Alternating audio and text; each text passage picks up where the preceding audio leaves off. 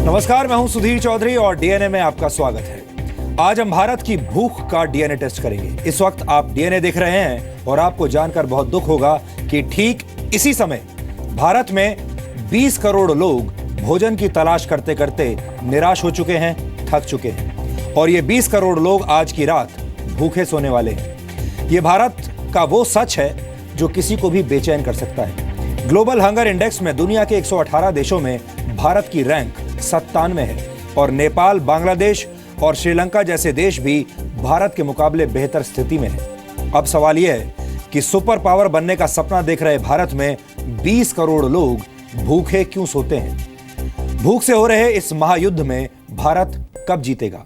और क्या भारत को यूनिफॉर्म सिविल कोड की तरह, या यह कह लीजिए कि यूनिफॉर्म सिविल कोड से पहले यूनिफॉर्म फूड कोड की जरूरत है? विडंबना यह है कि हमारे देश में कोई भी भूख पर बात नहीं करना चाहता। जिन लोगों को भरपेट खाना मिल जाता है, भूख के प्रति उनकी सोच बदल जाती है। ऐसे लोग सोचते हैं कि इतनी बड़ी आबादी में कुछ लोग तो भूखे सोएंगे ही। लेकिन हम आज इस सोच पर आंकड़ों और विचारों वाला प्रहार करेंगे, क्योंकि भूख जाति और धर्म के आधार पर भेदभाव नहीं करती, सबको बराबर लगती है। इसके अलावा हम देश के करीब 20 करोड़ मुसलमानों के हितों की आज बात करेंगे। आज all India Muslim personal law board ने यह कह दिया है कि वो देश में यूनिफॉर्म सिविल कोड लागू करने के पक्ष में नहीं है। यह खबर बहुत महत्वपूर्ण है क्योंकि यह हमारे देश के सबसे बड़े अल्पसंख्यक समुदाय के हितों से जुड़ी हुई है। इसलिए आज हम इस खबर का विश्लेषण विस्तार से करेंगे और आपको इससे जुड़ी हुई हर बात समझाएंगे। आज हमारा सवाल यह होगा कि क्या मुस्लिम पर्सनल लॉ बोर्ड ने इस देश के 20 करोड़ से ज्यादा मुसलमानों को अपनी जागीर समझ लिया है? क्या मुस्लिम पर्सनल लॉ बोर्ड को ऐसा लगता है कि भारत के करोड़ों मुसलमानों की बेहतरी और उनके भविष्य से जुड़े हुए फैसले लेने का अधिकार सिर्फ उसे है? ये सवाल एक डीएनए टेस्ट की मांग करते हैं। और आज हम इतिहास के पन्नों को खोलकर आपके लिए एक ऐसा वीडियो विश्लेषण करेंगे जिसमें बात तो बांग्लादेश की होगी, लेकिन चोट पाकिस्तान को लगेगी। हम बांग्लादेश के जन्म की कहानी को डिकोड करेंगे ताकि पाकिस्तान की नीयत और उसके नए प्लान को जूम करके देखा जा सके। यह ऐसा दौर है जब भारत और पाकिस्तान आमने सामने खड़े हैं और उनके बीच में रिश्तों की कंटीली तारें हैं। आजकल पूरी दुनिया में आतंकवाद के खिलाफ निर्णायक युद्ध की बातें हो रही हैं। ऐसे में पाकिस्तान को नजरअंदाज नहीं किया जा सकता। पाकिस्तान अब आतंकवाद के नए मॉड्यूल पर काम कर रहा है और उसके तहत वो बांग्लादेश के युवाओं को आतंकवादी बनाकर भारत के खिलाफ इस्तेमाल करेगा। आप ये भी कह सकते हैं कि पाकिस्तान अब भारत और बांग्लादेश से 1971 के युद्ध में मिली हार का बदला लेना चाहता है। हमने भारत और बांग्लादेश के बॉर्डर पर जाकर पाकिस्तान के इस चरित्र को डिकोड किया है। हमारी ये रिपोर्ट आतंकवादियों के लिए एक वैचारिक मिसाइल है। हम जी न्यूज के स्टूडियो से पाकिस्तान की हवा में मार करने वाली ऐसी वैचारिक मिसाइलें लगातार लॉन्च कर रहे हैं और हमें यकीन है कि आतंकवादी हाफिज सईद को इससे बहुत तकलीफ हो रही होगी और वो जी न्यूज को अगली धमकी देने की तैयारी भी कर रहा होगा। हालांकि हम किसी की धमकी से डरते नहीं, हम बार बार पाकिस्तान की साजिशों को ऐसे ही एक्सपोज करते रहेंगे। लेकिन आज का डीएनए टेस्ट शुरू करने से पहले देखते हैं आज की तमाम बड़ी खबरें नॉन स्टॉप न्यूज में। मुस्लिम पर्सनल लॉ बोर्ड ने कहा है कि वो कॉमन सिविल कोड पर लॉ कमीशन के सवालों का बहिष्कार करेगा। आज कई मुस्लिम संगठनों की तरफ से प्रेस कॉन्फ्रेंस करके मुस्लिम पर्सनल लॉ बोर्ड ने कहा कि लॉ कमीशन जो काम कर रहा है वो अवैध है।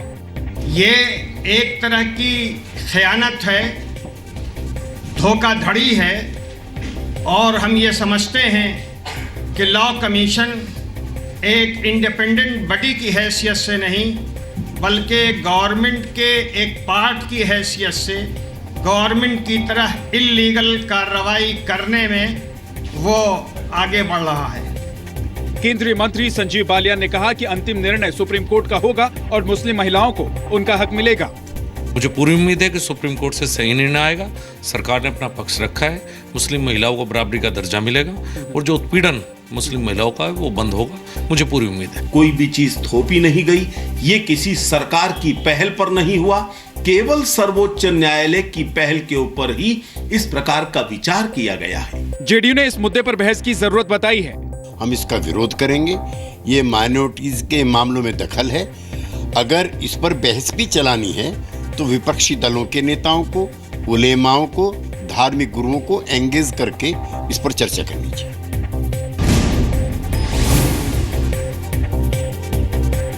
चीन के राष्ट्रपति शी जिनपिंग के भारत दौरे से पहले चीन ने भारत से बेहतर रिश्ते पर जोर दिया है। दिल्ली में चीन दूतावास के अधिकारी चेंग गुआंगझोंग ने कहा कि ड्रैगन और हाथी साथ मिलकर शांति के साथ रह सकते हैं। चीन के अधिकारी के मुताबिक भारत और चीन के बीच मतभेद होने के बावजूद पिछले कुछ साल में दोनों देशों के रिश्ते में मजबूती आई है। चीन के राष्ट्रपति शी जिनपिंग के साथ पीएम मोदी की 15 अक्टूबर को द्विपक्षीय बातचीत होने वाली है। चीन के राष्ट्रपति ब्रिक्स सम्मेलन में भाग लेने के लिए गोवा आ रहे हैं। पाकिस्तान सेफ्टी और सिक्योरिटी मामलों में दुनिया का चौथा सबसे खतरनाक देश है। वर्ल्ड इकोनॉमिक फोरम के global travel and tourism report में सुरक्षा के लिहाज से पाकिस्तान को चौथा सबसे असुरक्षित देश बताया गया है। इस लिस्ट में फिनलैंड को दुनिया का सबसे सुरक्षित देश बताया गया है। सबसे खतरनाक देशों की सूची में नाइजीरिया पहले नंबर पर, कोलंबिया और यमन दूसरे और तीसरे नंबर पर हैं।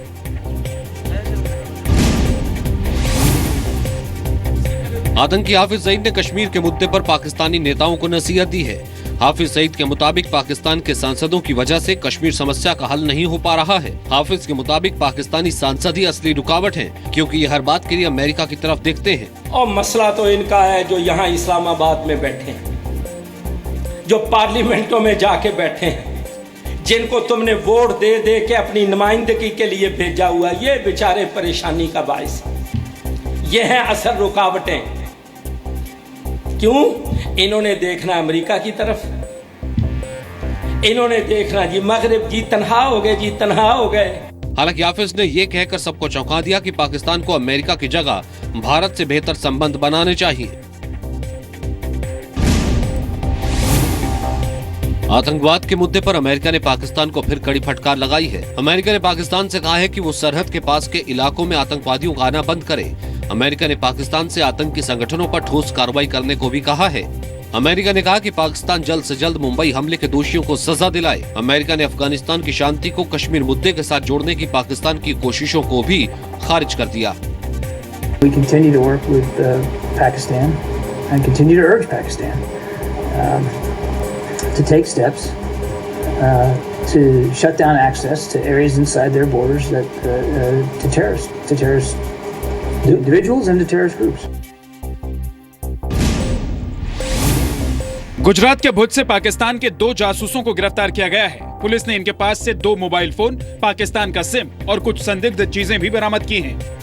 इंट्रोगेशन किया तो हमको पता चला ये दोनों बंदे थे जो इंडियन आर्मी की मूवमेंट के बारे में काफी इंफॉर्मेशन थी वो शेयर कर रहे थे।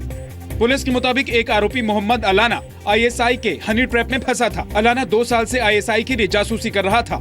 2014 में अलाना पाकिस्तान गया था। वहां आईएसआई के इशारे पर रजिया नाम की लड़की ने उसे अपनी साजिश में फंसाकर ब्लैकमेल करना शुरू कर दिया। रजिया उससे सेना और बीएसएफ की जानकारी लेती थी। जानकारी के बदले आईएसआई अलाना और उसके दोस्त को पैसे भी देती थी। दिल्ली की जवाहरलाल नेहरू यूनिवर्सिटी में प्रधानमंत्री का पुतला फूंके जाने पर बीजेपी ने ऐतराज जताया है। पार्टी ने कहा है कि कांग्रेस हताशा में ऐसा कर रही है। प्रधानमंत्री केवल बीजेपी के नहीं है, वो भारत के प्रधानमंत्री हैं। अब फिर सांसदों का प्रधानमंत्री का पुतला फुकवाकर कोई नया गुल खिलाना चाहते हैं क्या? कांग्रेस ने बीजेपी को ये कहते हुए जवाब दिया है कि किसी प्रधानमंत्री का पुतला पहली बार नहीं फूंका गया है। ये प्रधानमंत्री का पुतला न कोई पहली बार जल रहा है न अंतिम बार जल रहा है, और ये इसकी शुरुआत हमेशा भारतीय जनता पार्टी की ओर से हुई है। केरल के कुन्नूर में कल बीजेपी कार्यकर्ता की हत्या के विरोध में आज बीजेपी ने केरल बंद किया। बंद के दौरान बीजेपी कार्यकर्ताओं ने प्रदेश भर में प्रदर्शन किया। राजधानी तिरुवनंतपुरम में सचिवालय के बाहर बड़ी संख्या में बीजेपी कार्यकर्ताओं ने विरोध प्रदर्शन में हिस्सा लिया। बीजेपी ने मांग की है कि उनके कार्यकर्ता की मौत की सीबीआई जांच होनी चाहिए। हमने मांग की है कि उस केस को सीबीआई को दिया जाए, जिससे कि अपराधियों को तुरंत सलाखों के पीछे भेजा जाए। ये आरएसएस का जो योजना है, ये योजना जब तक कम्युनिस्ट को खून करने का योजना वो बंद नहीं करेगा, वहाँ ये परिस्थिति चलता रहेगा। बीजेपी कार्यकर्ता प्रेनीत की कल उसके गांव पिनराई में हत्या कर दी गई थी, जबकि 2 दिन पहले कन्नूर में ही सीपीएम कार्यकर्ता की हत्या हुई थी। आंध्र प्रदेश के मुख्यमंत्री एन चंद्रबाबू नायडू और राज्य में विपक्ष के नेता वाईएस जगनमोहन रेड्डी ने ब्लैक मनी पर प्रधानमंत्री को अलग अलग चिट्ठी लिखी है। जगनमोहन ने चिट्ठी लिखकर मांग की है कि आईडीएस यानी कि इनकम डिक्लेरेशन स्कीम 2016 की पूरी लिस्ट जारी की जाए और मुख्यमंत्री नायडू के खिलाफ भ्रष्टाचार के आरोपों की जांच कराई जाए। दूसरी ओर मुख्यमंत्री नायडू ने अपनी चिट्ठी में केंद्र सरकार से मांग की है कि वो काले धन पर रोक लगाने के लिए 500 से 1000 रुपए के नोट को बैन कर दे। मुख्यमंत्री नायडू ने कल इशारों में कहा था कि जगनमोहन रेड्डी ने इनकम डिक्लेरेशन स्कीम के तहत 10,000 करोड़ रुपए का काला धन घोषित किया था। आंध्र प्रदेश सरकार के कुछ मंत्री और तेलुगु देशम के कुछ विधायक खुलेआम जगनमोहन रेड्डी का नाम ले रहे हैं, लेकिन जगनमोहन रेड्डी की पार्टी इसका विरोध कर रही है। डीएनए में अब हम जिस खबर का विश्लेषण करेंगे वो आपकी भूख और प्यास मार सकती है। हमारे बहुत सारे दर्शक इस वक्त अपने अपने घरों में खाना खा रहे होंगे, आप अपना डिनर कर रहे होंगे। आप में से बहुत सारे लोगों को अपनी पसंद का खाना मिला होगा और कई लोग ऐसे भी होंगे जिनकी थाली में आज उनकी पसंद का खाना शायद नहीं है। कई लोग इस वक्त होटल्स, रेस्टोरेंट्स और ढाबों में भी खाना खा रहे होंगे। कुछ लोग फैमिली फंक्शंस या फिर शादी विवाह जैसे समारोह में बने भोजन का आनंद ले रहे होंगे। आप में से बहुत सारे लोग ऐसे भी होंगे जो दिन में ही अपने घर फोन करके पूछते होंगे कि आज शाम को खाने में क्या बनेगा।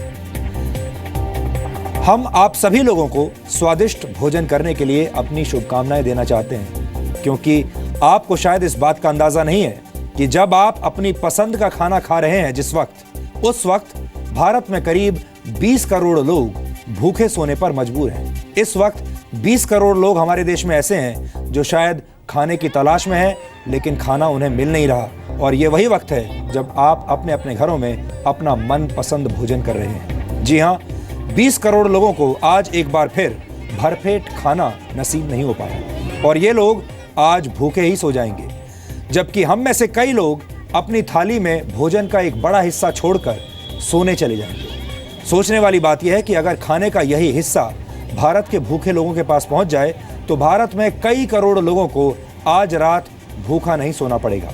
लेकिन अफसोस की बात यह है कि भारत में ऐसा हो नहीं पाता, भारत में ऐसा नहीं होता। आपको जानकर आज अफसोस होगा कि ग्लोबल हंगर इंडेक्स में भारत दुनिया के उन देशों में शामिल है जहां सबसे ज्यादा लोग भूखे सोने पर मजबूर हैं। दुनिया के 118 देशों में भारत की रैंकिंग 97 है, 97। यानी दुनिया में सिर्फ 21 देश ऐसे हैं जहां भारत से भी ज्यादा भूखमरी है।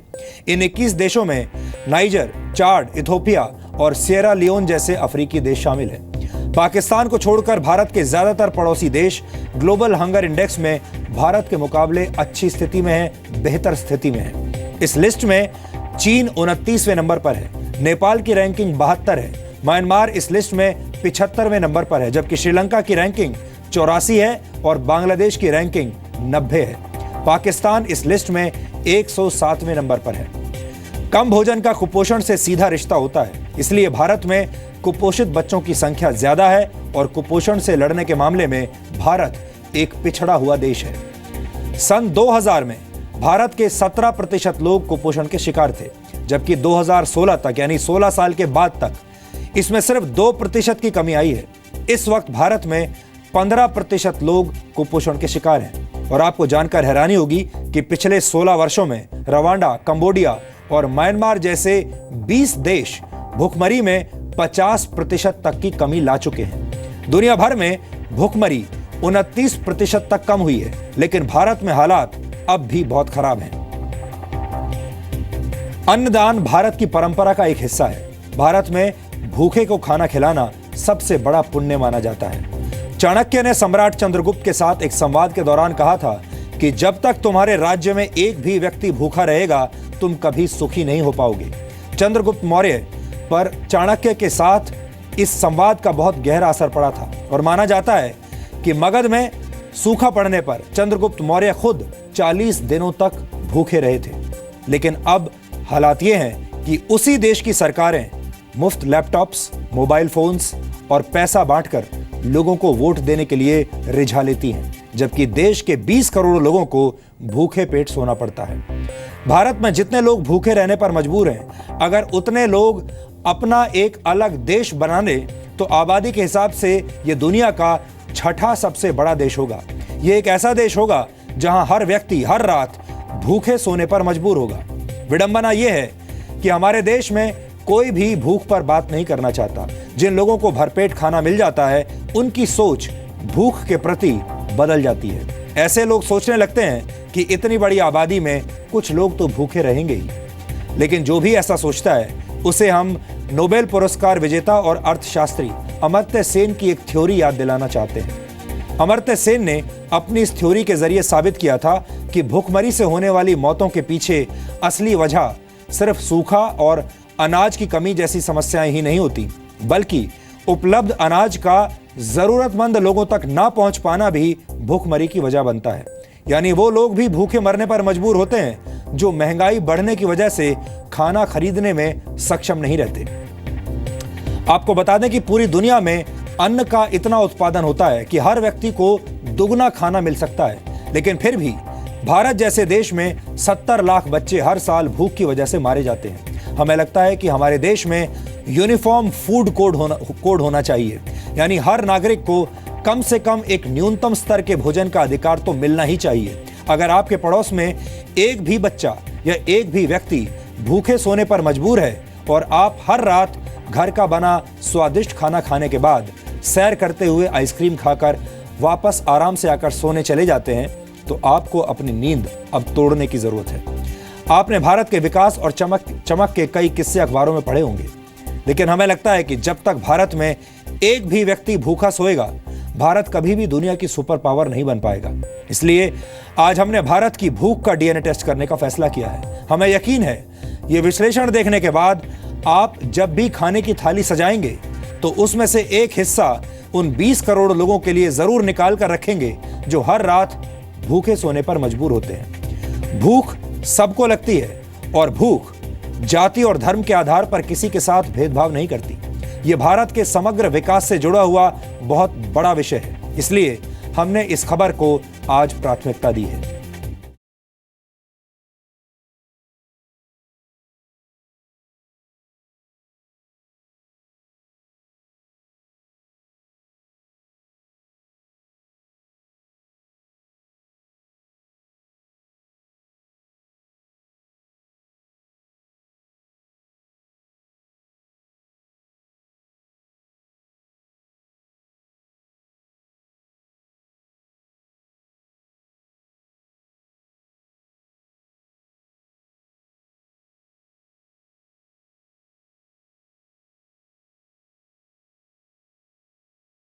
जब आप डीएनए देख रहे हैं, भारत में 20 करोड़ लोग भूखे सो रहे हैं।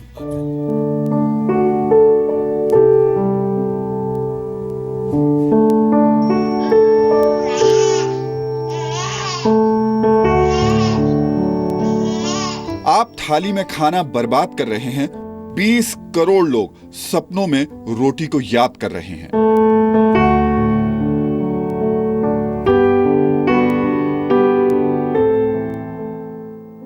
भूखा रहेगा इंडिया तो कैसे बढ़ेगा इंडिया?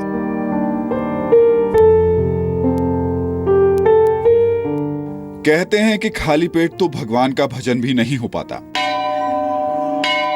लेकिन जिनके पेट भरे हैं, जो भगवान को भी प्रसाद खिला सकते हैं, वो हर गुरुवार, मंगलवार, शनिवार या कहें कि हफ्ते के किसी भी दिन इन भूखे प्यासे लोगों के लिए भगवान बन जाते हैं।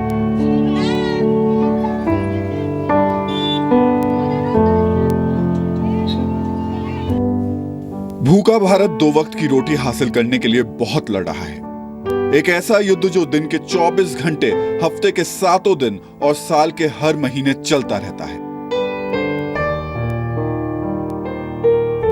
नहीं, रोज शाम को हम लगाते हैं यहाँ पे भूख का प्रसाद लेने खाने के लिए। जो खाने का मन करता है वो क्या है? राजमा चावल। राजमा चावल। तुम्हारा क्या मन करता है? Burger pizza. मेरा पनीर पराठा चावल। ये बर्गर पिज्जा खाया है तुमने कभी? कभी नहीं खाया? अच्छा, जब मन करता है तो बर्गर पिज्जा मिल जाता है तुम्हें? नहीं मिलता। नहीं मिलता? नहीं। क्या चाहते हो, क्या मिले रोज खाने के लिए? खाना मिल जाए। पनीर। क्योंकि मम्मी जब काम पे जाती है ना तो खाना घर में कुछ भी नहीं होता, इसलिए भूखा रहना पड़ता है। भारत भूखमरी से युद्ध हार रहा है। भारत के 20 करोड़ लोग निवाला जिंदगी जी रहे हैं। देश दिवाली मनाने की तैयारी कर रहा है, लेकिन भारत के करोड़ों लोग ना होली खेलते हैं, ना दिवाली मनाते हैं। वो सिर्फ थाली चाहते हैं, खाने की थाली। को बता दूं, इस वक्त हम लोधी रोड पर साईं बाबा मंदिर के बाहर मौजूद हैं और वीरवार के दिन यहाँ पर बहुत सारे श्रद्धालु आते हैं जो ऐसे लोगों की मदद करते हैं। बाकी दिन जो है वो कैसी स्थिति है? थोड़ा मिलते रहता है, उन्हें घूम फिर जाऊंगा ना कभी मिलता है, यहाँ पे दली नहीं मिलता। आपके लिए भरपेट खाने का क्या मतलब है? आपकी थाली में कितनी चीजें आ पाती हैं अगर आपको भरपेट खाना खाना हो? मेरे भरपेट जो मिल जाए खाने के लिए। जो से मतलब क्या? जो से मतलब दाल है, सब्जी है, चावल है, रोटी है, जो मिल जाए। आपके बच्चा कितना बड़ा है? ये 5 साल का है। 5 साल का है। 5 साल का जो बच्चा होता है, दिल्ली के बच्चे जो होते हैं 5 साल के, हट्टे कट्टे लंबे चौड़े होते हैं, आपको लगता है इसको उतना मिल रहा है जितना मिलना चाहिए? नहीं मिलता है। और मान लीजिए आपको आज की तारीख में सेब खरीदना पड़े, कितना मुश्किल है, कितनी बड़ी चुनौती है। नहीं खरीदते हम भैया, कहाँ से खरीदेंगे? कहने के लिए आप ये कह सकते हैं ठिकाने बने हुए हैं लोगों के रहने के लिए, वहीं पर एक चूल्हा भी बना हुआ है। चूल्हे की आग आज ठंडी है क्योंकि आज का दिन धार्मिक आस्था का दिन है, वीरवार का दिन है, भगवान को मानने वाले यहाँ बहुत सारे आते हैं और इन श्रद्धालुओं को जो है उनकी भक्ति इसी में सार्थक होती है कि इन लोगों को खाना खिला दें। लेकिन बाकी के 6 दिन यही चूल्हा जलेगा तब इन्हें खाना मिलेगा। इनकी हालात देखिए, इनकी तस्वीरें देखिए, इनकी कद काठी देखिए और इनकी बातें सुनिए। आप समझ सकते हैं कि देश की राजधानी के एक पॉश इलाके में मौजूद इन लोगों के लिए एक वक्त की रोटी एक बहुत बड़ी चुनौती है। सांझे चूल्हे की परंपरा जिस देश के डीएनए में है, उस देश में रोटी की राह देखते हुए बुझे चूल्हे अच्छे नहीं लगते। ग्लोबल हंगर इंडेक्स में भुखमरी के मामले में भारत चीन, श्रीलंका, नेपाल, म्यांमार और बांग्लादेश जैसे देशों से भी पिछड़ा हुआ है। विकास के ऊंचे ऊंचे वादे करने वाले देश में 39% बच्चों का कद इसलिए नहीं बढ़ पा रहा क्योंकि उन्हें भरपूर खाना नहीं मिलता है। 15% बच्चे ऐसे हैं जिनका वजन उनके हाइट के मुकाबले कम है और भारत की कुल 15% आबादी कुपोषित है। इसमें बच्चे, बड़े और बुजुर्ग सभी शामिल हैं। और लेवल पे भी काफ़ी बर्बादी होती है। जिनके पास पैसा है, खूब चीज़ें लाते हैं और पूरी तरह से खा भी नहीं पाते, आधा वेस्ट होता है, फेंका भी जाता है। तो एक तो एक आदत की बात है। दूसरा ये कि कुछ जगह संस्थाएं हैं हमारे, कुछ एनजीओ वगैरह ये भी काम करते हैं कि जैसे होटलों में कुछ वेस्ट वगैरह होता है, फूड मटेरियल्स, तो उसको कलेक्ट करके वो वैसे जहाँ गरीबी का कंसंट्रेशन है, कुछ इससे गरीब बच्चे हैं, वहाँ तक खाना कैसे पहुँचाया जाए उसके भी इंतजाम करते हैं। लेकिन बहुत थोड़े हैं, बहुत थोड़े जगह पे हैं। पूरे देश भर में ये व्यवस्था ऐसा कुछ ऑर्गेनाइज ढंग से है ही नहीं।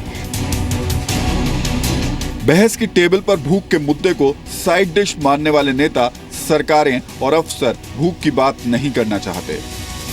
महंगी शादियों में खाना बर्बाद करने वाले लोग जब तारों की छांव में नए जीवन की उम्मीदें पाल रहे होते हैं, ठीक उसी वक्त देश के करोड़ों लोग भूखे पेट करवटें बदलकर रोटियों के सपने देख रहे होते हैं।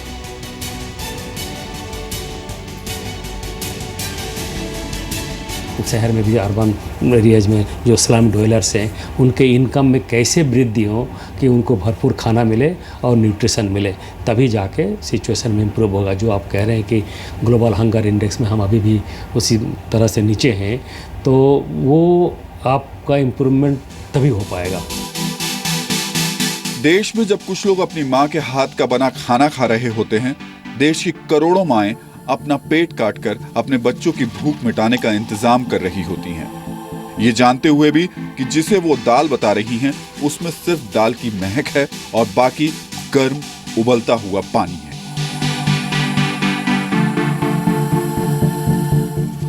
लेकिन जी न्यूज ने हमेशा से ये कोशिश की है कि जब तक देश के करोड़ों लोगों की भूख शांत नहीं होगी, हम सवाल पूछते रहेंगे, भूख की तस्वीरें दिखाते रहेंगे। एक आंकड़े के मुताबिक 2030 तक भारत मोटापे के मामले में दुनिया का नंबर 1 देश बन जाएगा। विडंबना यह है कि 2030 तक भारत में भूखमरी में भी कोई खासी कमी नहीं आएगी।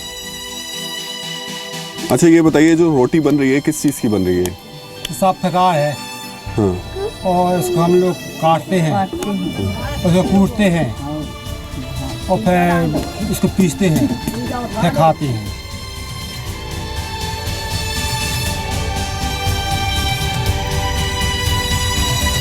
भारत उन 45 देशों में शामिल है जहां 2030 तक भी भूखमरी का खतरा आज की तरह ही रहने वाला है। देखिए, हमारे देश के अंदर अनाज की कमी नहीं है। हमारे देश में कमी है अनाज को सही तरीके से वितरित करने की। लाखों टन अनाज हमारे देश में खराब हो जाता है। आप कह सकते हैं ये इंडिया और भारत के बीच की वो खाई है जहां भरपेट खाने वाले भी हैं और वो लोग भी हैं जिन्हें एक वक्त की रोटी नसीब नहीं हो पाती। भारत में 2005 से 2013 के बीच 1,94,502 करोड़ रुपए का अनाज बर्बाद हो गया था। कृषि मंत्रालय की संस्था सिफिट की एक रिपोर्ट के मुताबिक भारत हर साल जितना अनाज बर्बाद करता है उतना तो ब्रिटेन उगा भी नहीं पाता। इसी आंकड़े के मुताबिक भारत में अगर अनाज की बर्बादी रोक ली जाए तो बिहार जैसे राज्य को पूरे 1 साल तक अनाज की सप्लाई हो सकती है। जिस देश में 20 करोड़ लोगों को हर रात सिर्फ 2 वक्त की रोटी के सपने देखने पड़ते हों, वो देश दुनिया की सुपर पावर बनने के सपने कैसे देख सकता है? तो अगली बार जब आप अपनी पसंद का खाना खाने बैठें और टीवी पर यूनिफॉर्म सिविल कोड जैसे मुद्दों पर बहस होते हुए देखें तो खुद से और अपने नेताओं से एक सवाल जरूर करें कि क्या देश को एक यूनिफॉर्म फूड कोड की जरूरत नहीं है? क्योंकि भूख की आग मुसलमानों के पेट में लगी हो या हिंदुओं के पेट में, बुझती रोटी से ही है और रोटी का कोई धर्म नहीं होता। एक ऐसे देश में जहां पिछले 5 साल में मोटे लोगों की तादाद में 40% का इजाफा हुआ हो, उस देश में हंगर इंडेक्स के आंकड़े और ऐसी तस्वीरें यही कहने पर मजबूर करती हैं कि भूख है तो सब्र कर, रोटी नहीं तो क्या हुआ। आजकल संसद में है जेरे बहस ये मुद्दा।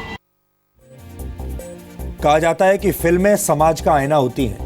हमारी फिल्मों में जब भी भूख से जुड़े हुए सीन दिखाए जाते हैं तो दर्शकों की आंखें अक्सर नम हो जाती हैं, आंखों में से आंसू निकल आते हैं।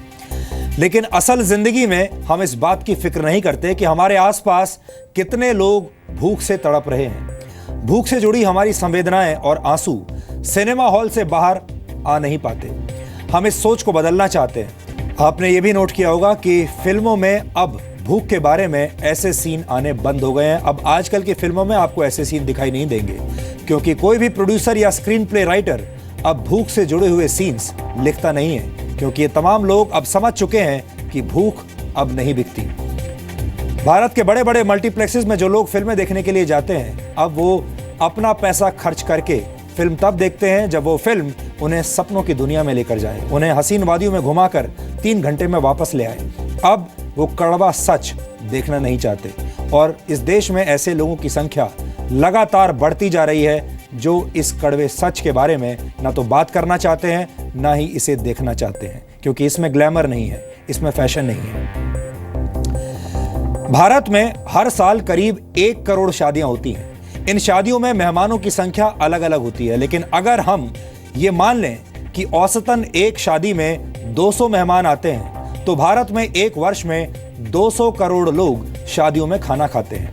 अब अगर शादी के खाने की एक प्लेट की औसत कीमत 500 रुपए मान ली जाए तो शादियों में खाने पर होने वाला कुल खर्च होता है करीब 1 लाख करोड़ रुपए। कौन कहता है हमारे देश में पैसा नहीं है? आपको जानकर हैरानी होगी कि शादियों में बनने वाले खाने में से करीब 20% बर्बाद हो जाता है। यानी भारत में हर साल कम से कम 20,000 करोड़ रुपए का खाना शादियों में बर्बाद हो जाता है। अगर थाली की कीमत को हम और कम करें, क्योंकि भारत में ऐसे भी लोगों की संख्या कम नहीं है जो कि शायद 500 रुपए की थाली अफोर्ड ना कर पाए, तो इसलिए हमने उस कीमत को कम लाकर भी एक नया एस्टिमेट लगाया है। अगर शादी के खाने की एक थाली की कीमत को औसतन 100 रुपए भी मान लिया जाए तो हर साल 4,000 करोड़ रुपए का भोजन बर्बाद हो जाता है। यानी किसी भी वर्ग की शादी हो, खाने की बर्बादी का बोझ बहुत बड़ा होता है। यह भोजन भारत के करोड़ों भूखे लोगों का पेट भर सकता है। इसलिए अगली बार जब आप शादी जैसे कार्यक्रम में जाएं तो इस बात का ध्यान जरूर रखें कि भोजन की बर्बादी कम से कम हो और अगर खाना बच जाए तो उसे जरूरतमंद लोगों के बीच बांट दें। ऐसा करके आप देखिएगा, आपको अच्छा लगेगा और इसके लिए शादी विवाह का इंतजार करने की भी जरूरत नहीं है। अगर रोजमर्रा की जिंदगी में भी आपके घर में कुछ भोजन बच गया है तो उसे ऐसे व्यक्ति को खिलाइए जिसे वाकई इसकी जरूरत हो। आजादी के लगभग 70 वर्षों के बाद भी भारत एक ऐसा देश है जो अपने हर नागरिक को भरपेट भोजन नहीं दे पाता। भारत में हर साल करीब 70 लाख बच्चे भूख की वजह से मारे जाते हैं। लेकिन यह भी एक बहुत बड़ी विडंबना है कि भारत में ही वर्ष 2025 तक मोटे बच्चों की यानी ओवरवेट बच्चों की संख्या 1,70,00,000 हो जाएगी और मोटे बच्चों की संख्या के मामले में भारत दुनिया में दूसरे नंबर पर होगा। जिस देश के 39% बच्चे कुपोषित हैं, वही देश बच्चों के मोटापे के मामले में जल्द ही दुनिया में दूसरे नंबर का देश बन जाएगा। यह भारत के विकास से जुड़ा एक बहुत बड़ा विरोधाभास है और जब तक इस विरोधाभास को दूर नहीं किया जाएगा तब तक भारत का सुपर पावर बनने का सपना भी पूरा नहीं होगा। इन दिनों हमारे देश में कॉमन सिविल कोड को लेकर बहस छिड़ी हुई है। हमें लगता है कि देश के हर नागरिक के लिए कानून समान होने चाहिए, लेकिन हमारा यह भी मानना है कि भारत में कॉमन सिविल कोड के साथ साथ कॉमन फूड कोड भी होना चाहिए।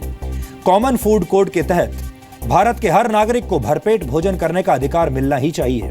भारत में किसी भी व्यक्ति की मौत भूख से नहीं होनी चाहिए। और आपको जानकर हैरानी होगी कि भारत में केंद्र सरकार और राज्य सरकारों के पास भूख से होने वाली मौतों से जुड़ा कोई पक्का आंकड़ा उपलब्ध नहीं है। आप ये भी कह सकते हैं कि सरकारें ये मानना ही नहीं चाहती कि देश में भूख की वजह से भी लोग मारे जा रहे हैं। और अगर लोग मारे भी जाते हैं भूख की वजह से और जब उनकी जांच करवाई जाती है तो जांच करने वाले अधिकारी अक्सर ये कह देते हैं कि ये व्यक्ति भूख की वजह से नहीं बल्कि किसी बीमारी की वजह से मरा है। लेकिन वो ये भूल जाते हैं कि लंबे समय तक भूखा रहने से ही वो बीमारियां होती हैं।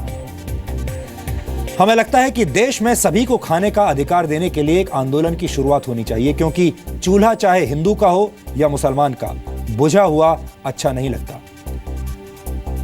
हमारे देश का मीडिया आपको अक्सर भटकाता रहता है और नकली मुद्दे आपको दिखाता है। हमारे देश के राजनीतिज्ञ भी ऐसे हैं, नेता भी ऐसे हैं जो कि नकली मुद्दे आपके सामने पेश करते हैं ताकि आप असली मुद्दों को भूल जाएं।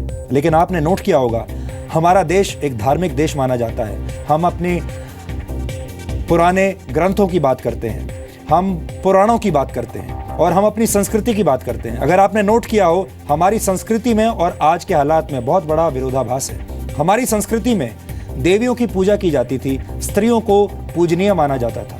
लेकिन आज के कलयुग में स्त्रियों पर सबसे ज्यादा अत्याचार होते हैं, स्त्रियों के साथ बलात्कार होते हैं। ये वही देश है और हमारी संस्कृति में एक भूखे को खाना खिलाना, भोजन कराना सबसे बड़ा पुण्य माना जाता था। लेकिन उसी देश में 20 करोड़ लोग हर रोज भूखे रहने पर मजबूर हैं। ये कितना बड़ा विरोधाभास है, इसे आज आप सोचिएगा और ये भी सोचिएगा कि हमारा मीडिया और हमारे नेता नकली मुद्दे लगातार आपके सामने पेश करते रहते हैं।